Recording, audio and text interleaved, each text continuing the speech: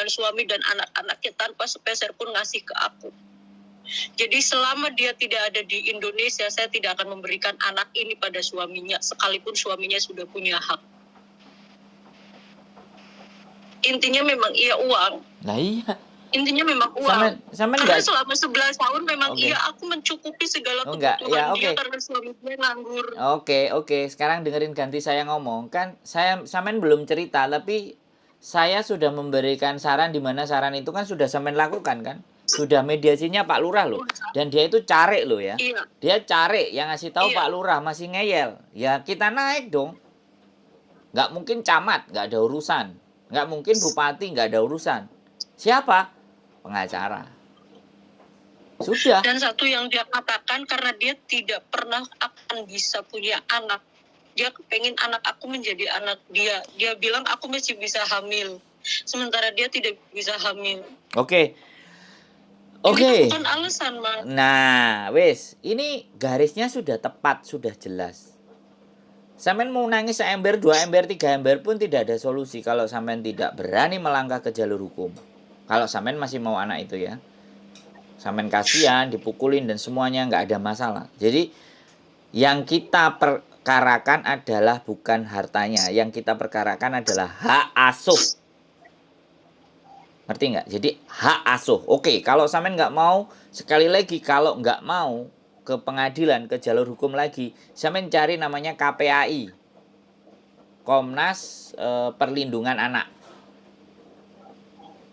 Suami sampean suruh cari info di kabupaten sampean Komnas Perlindungan Anak. Ya, baru ngobrol cerita itu ke mereka. Jadi mereka nanti yang berusaha memediasi itu pun semuanya juga sama, pasti pakai uang. Karena itu adalah nasihat. Kalau itu nggak bisa lagi ya kita ambil paksa dengan cara jalur hukum. Kita perkarakan mereka. Kita ajak sidang mereka. Pasti kita menang. Karena bukti anak sah. Dia sebagai anak sah sampean kok. Kenapa dia menguasai anak tersebut? Nah itu namanya sudah penculikan. Kita banyak delik aduannya. Tapi sekali lagi nek sampean ngeyel dengan pikirannya sampean, ya kan? Ini nggak bisa. Dia ngerasa sampean itu kasihan, dia merasa sampean tidak akan ngutak-atik secara hukum, maka itu yang akan dimanfaatkan buat dia untuk menggencet sampean terus-menerus. Nah, apakah sampean mau dengan seperti itu gitu loh? Ya, sorry saya ngomongnya agak keras, Mbak. Karena sampean nggak bisa. Saya nggak bisa mentoleransi kalau saya pribadi ya, kalau urusannya seperti ini loh ya. Sampean sudah merasa tersakiti. Saya nggak ngerti ya dari sisi, sekali lagi setiap yang curhat atau yang cerita ke kita hanya dengar satu pihak. Kita nggak bisa tahu dari pihak yang sebelah sana kan, atau sesuatu apa. Tapi ya saya anggap sampean sudah sampai keluar air mata, saya anggap aja itu jujur lah.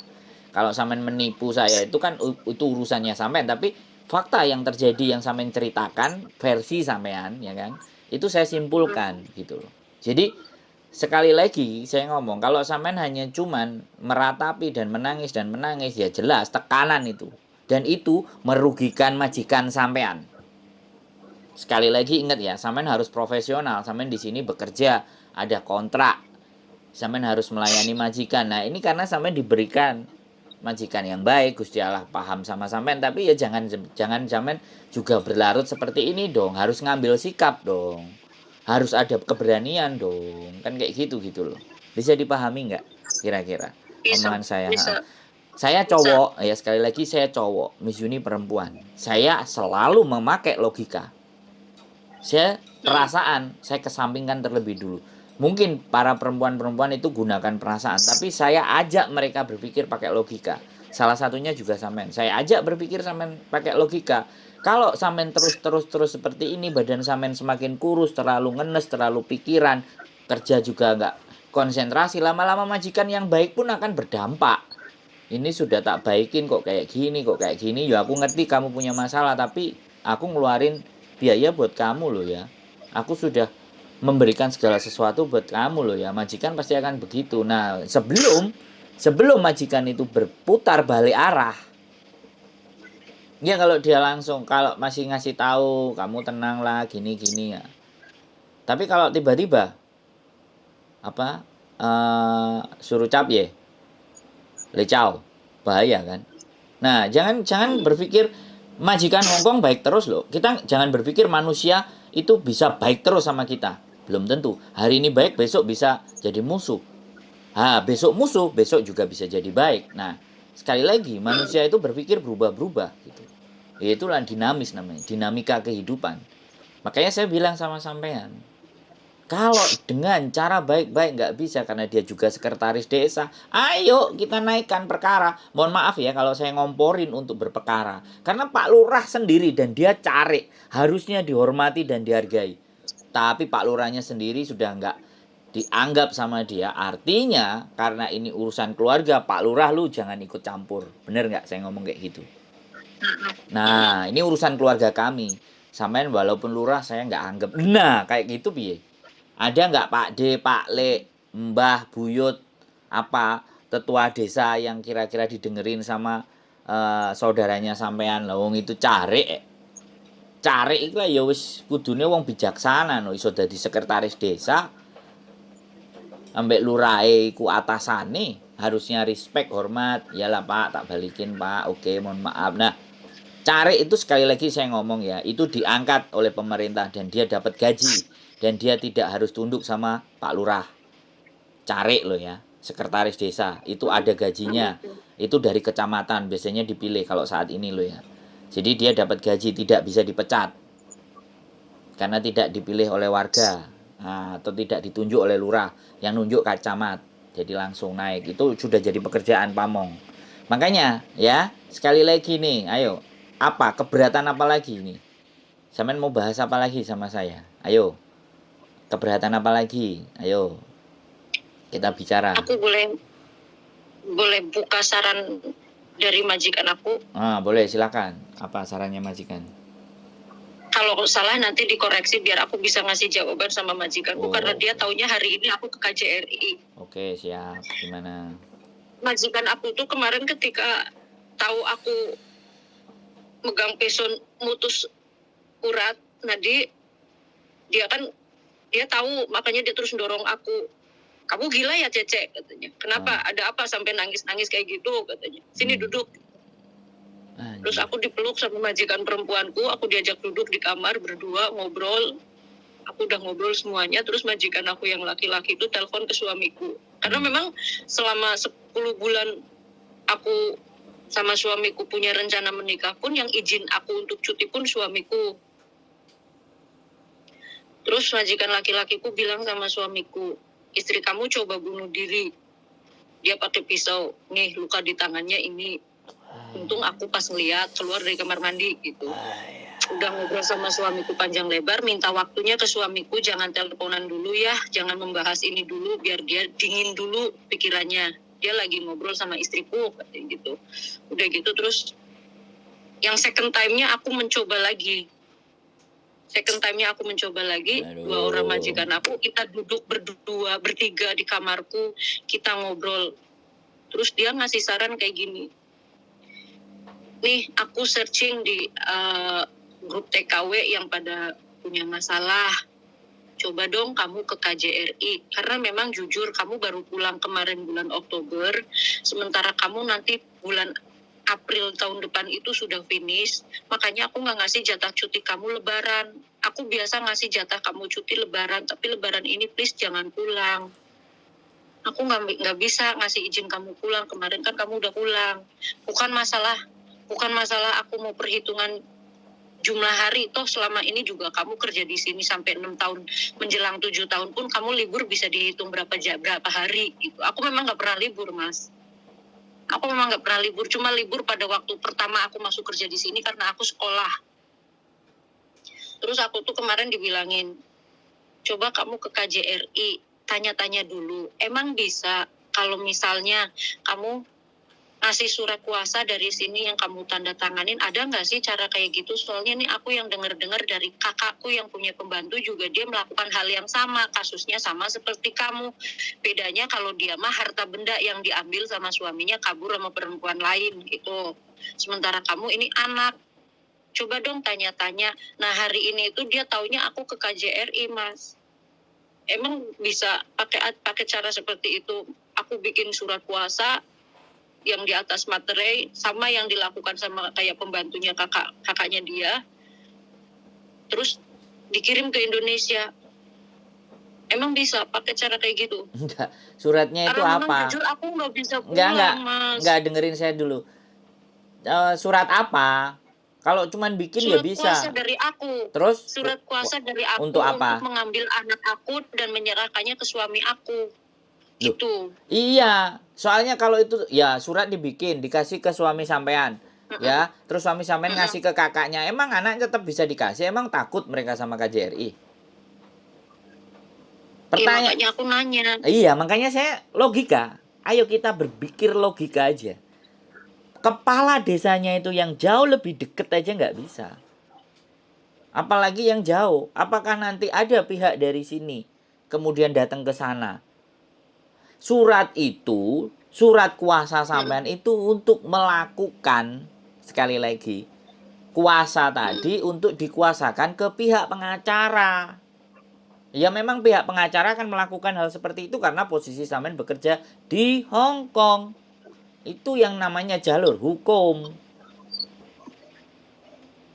Bisa dipahami nggak sampean, Mbak? Warisan itu bisa diurus walaupun sampean bekerja di Hong Kong atas nama pengacara. Pengacara itu legal itu bisa ngelakuin, mengambil hak yang akan jadi haknya, misalnya sampean gono gini atau apa, sampean ada surat kuasa menguasakan ke pengacara ini untuk mengurusi persidangan persengketaan gono gini, bisa.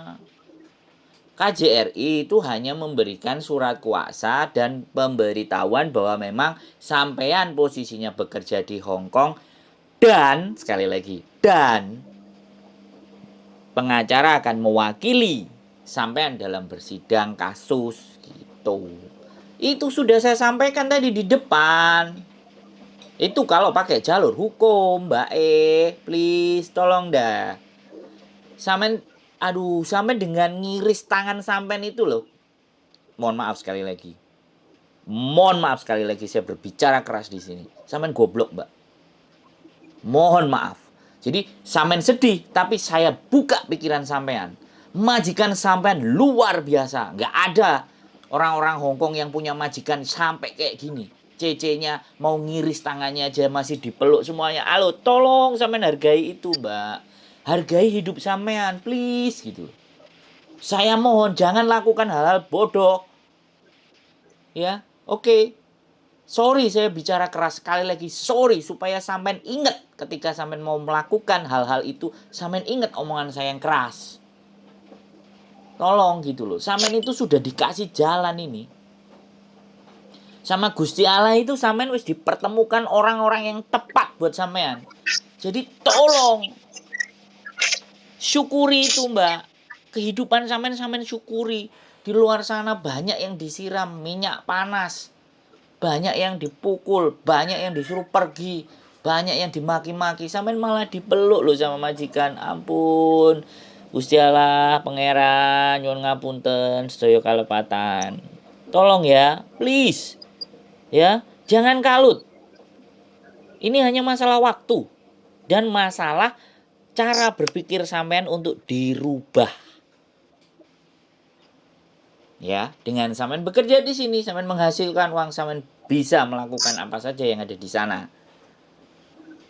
Termasuk mengkasuskan kakak ipar sampean atau kakak sampean, terserah lah itu. Kalau saudara sudah seperti itu ya sudah, tak selesaikan. Kalau aku begitu, Mbak. Nggak bisa pakai cara baik-baik ya tak ajar. Kalau aku loh ya, Mbak, sorry, maaf sekali lagi itu kalau saya salah mohon dimaafkan, mohon dikoreksi. Tapi setidaknya supaya sampean terbuka cara berpikirnya, tolong ya. Tidak ada air mata lagi besok dan lusa, ya. Justru ketika sampean putus itu, nasib anak sampean kayak gimana? Dia menggantungkan nasibnya hanya dari sampean loh, untuk menolong dia. Untuk dia tumbuh dan berkembang. Kok sampean malah berani-berani mau melakukan hal itu? Sorry to say, it's too stupid gitu loh. Tolong, majikan sampean baik. Please ingat kata-kata saya ini ya. Jangan lakukan itu. Oke. saya bisa bantu ya. Saya punya pengacara ya. Itu kalau sampean yakin, kalau enggak masalah deh. Sampean boleh cari di sana, saya cuman kasih solusinya aja.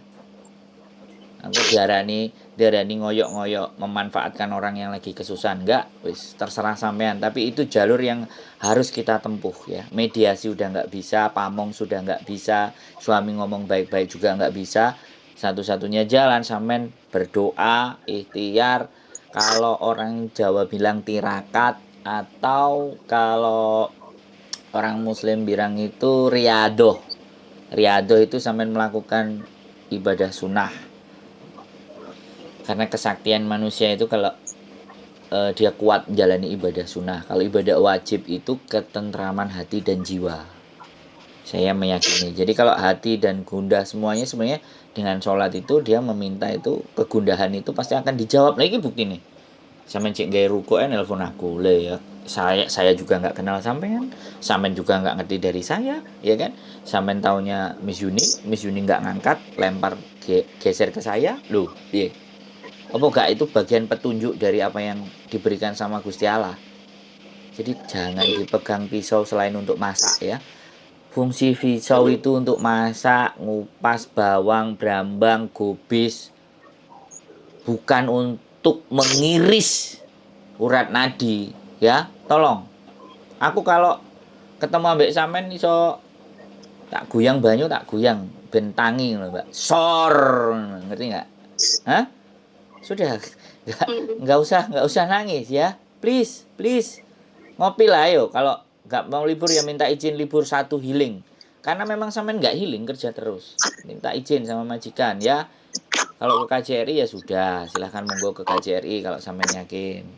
KJRI ya memberikan surat kuasa untuk diwakilkan bahwa sampean posisi di Hongkong. Sekarang sudah clear belum? Ayo, apa masih kita mau ngomong lagi? Ayo, saya tanya. Wis, tak ajangi Om Bo. Piye? Menurut sampean, solusi sudah saya paparkan. Golek solusi piye meneh? Ya aku harus ngomong sama suamiku. Ya. Karena juga nggak mungkin mutusin sendiri. Siap. Kalau memang nanti aku ngasih jawaban ke pakai simbol di sini, terus dia bilang ya udah kamu ngobrol baik-baik sama suami, kalau memang jalurnya harus seperti itu nanti aku minta tolong lagi sama jenengan. Oh siap. Karena buat aku jujur Mas Mendoro ya, 11 tahunnya anak aku kemarin aja aku merasa itu udah seumur hidupnya dia. Seharusnya dia itu orang yang jujur nih Mas, orang yang meminta aku pulang di bulan Oktober di hari ulang tahun dia. Aku kepengin kado yang paling indah itu Ami sama ayah nikah aja. Kayak kata Mbak Aung kan nyuruh Ami pulang nikah sama ayah. Aku kan pengen punya keluarga, pengen punya Ami, pengen punya ayah. Dan baru 4 bulan anak aku merasakan yang namanya keluarga utuh. Meskipun ayahnya kerja di Jakarta, aku kerja di sini, tapi setidaknya dia utuh dalam artian oh kayak gini ya rasanya teleponan sama ayah sama Ami, video callan bareng-bareng, teleponan di rumah sama teteh. Ini baru masuk bulan ke-5 aku menikah tanggal 8 ini. Baru 5 bulan menikah, anak aku udah seperti ini kan. Namanya sidang keluarga sampai 3 kali aku video call dari sini, suami duduk, kakakku duduk, semuanya di situ, termasuk kakak perempuan itu duduk. Nggak ada yang didengar. Bapak sampai nangis dengan kondisi lumpuhnya, stroke-nya. Ngomong aja susah, nggak didengar. Makanya aku berani maju. Coba dong ngobrol sama Pak Lurah. Ternyata Pak Lurah sama Bu Lurah aja dibantah sama dia. Iya, wis toh, berarti ya sudah lah. Mau apa lagi sudah? Mau gimana lagi? Aku coba ngomong kalau memang harus ada proses seperti itu, kira-kira aku harus kemana dulu perginya? Ya. Siapa dulu yang harus aku temuin? Iya, pengacara dulu. Kalau misalnya nanti aku ngobrol sama suamiku, ngobrol sama majikan aku mendukung, karena demi Allah Mas, majikan aku malaikat. Ya, makanya wes sampean enggak perlu ulang 20 kali. Yang perlu ditancapkan ke dalam diri sampean itu pisau itu untuk ngupas timun, gobis untuk masak. bukan untuk motong urat Aku minta nadi. maaf.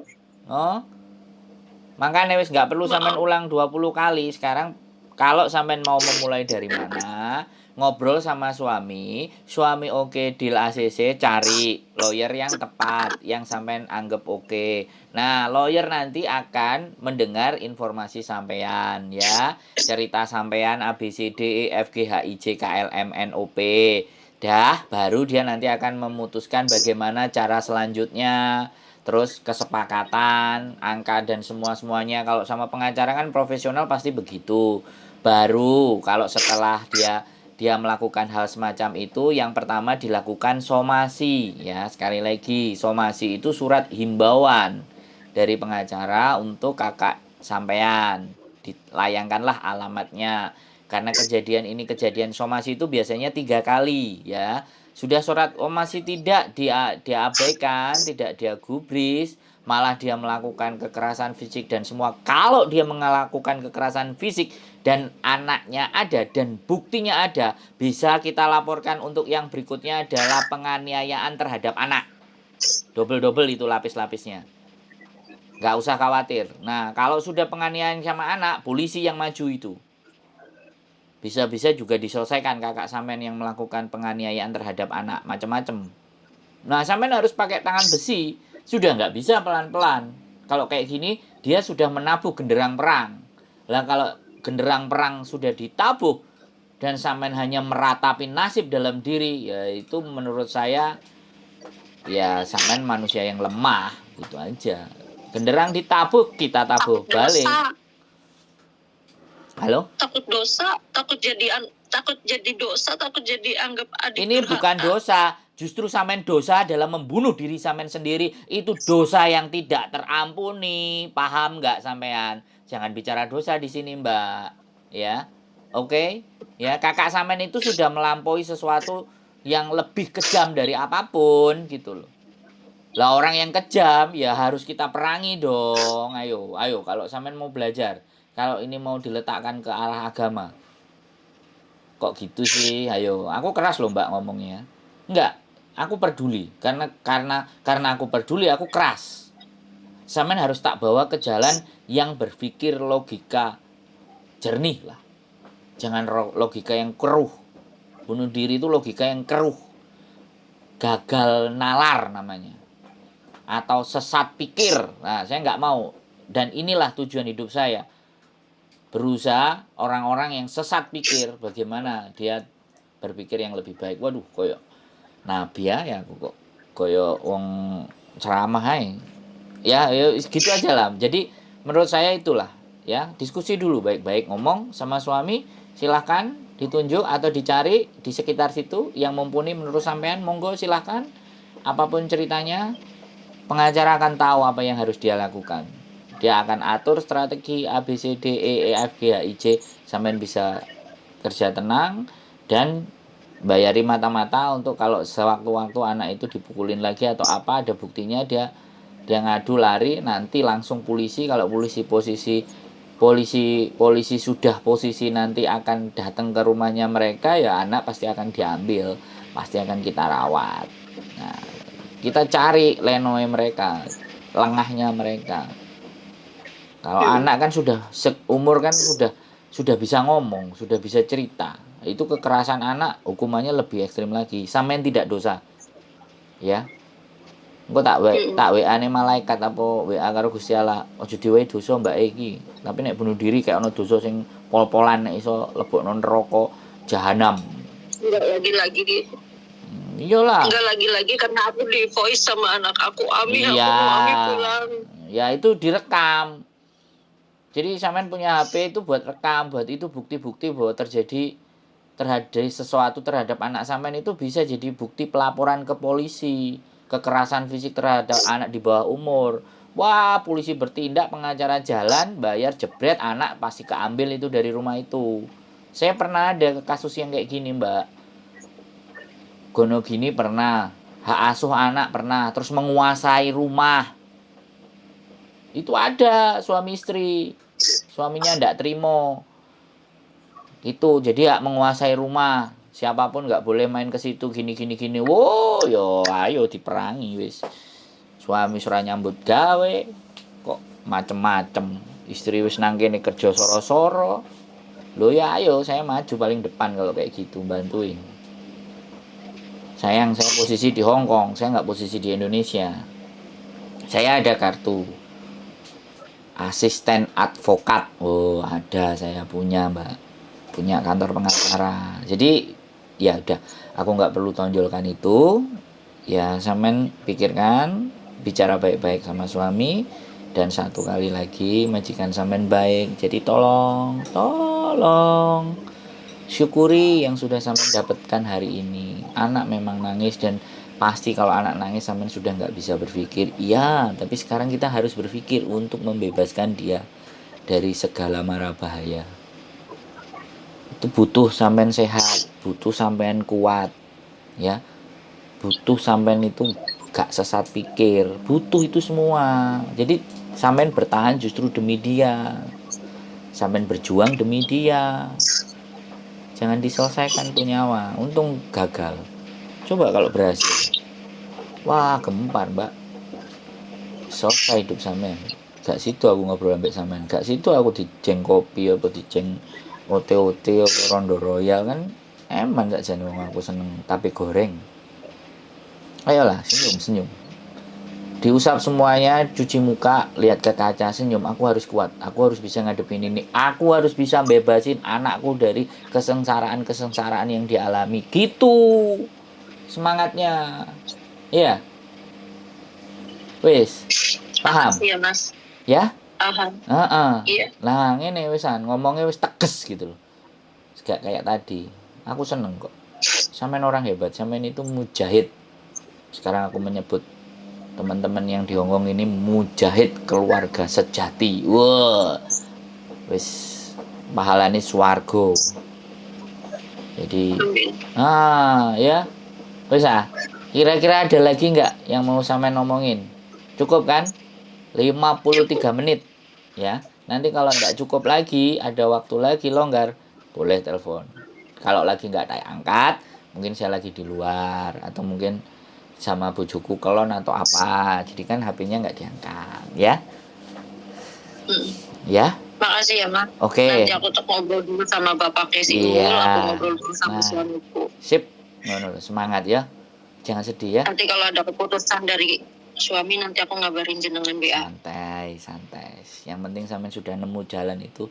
Aku seneng sampean sudah sadar dan bangkit lagi, hidup semangat lagi. Aku sudah seneng. Itu pahala luar biasa. Gawe aku tapi nek ditulis ya ambek malaikat, nek gak ditulis kan aku gak ngerti. Yang bagian nyatet kan malaikat. Ya. Oke? Iya. Ya, enggak usah khawatir ya. Oke, sehat selalu, Mbak. Sehat pikirannya ya. Jaga majikannya. Kerja yang rajin. Siap. Oke. Makasih ya, Mas. Oke. Assalamualaikum. Waalaikumsalam warahmatullahi wabarakatuh.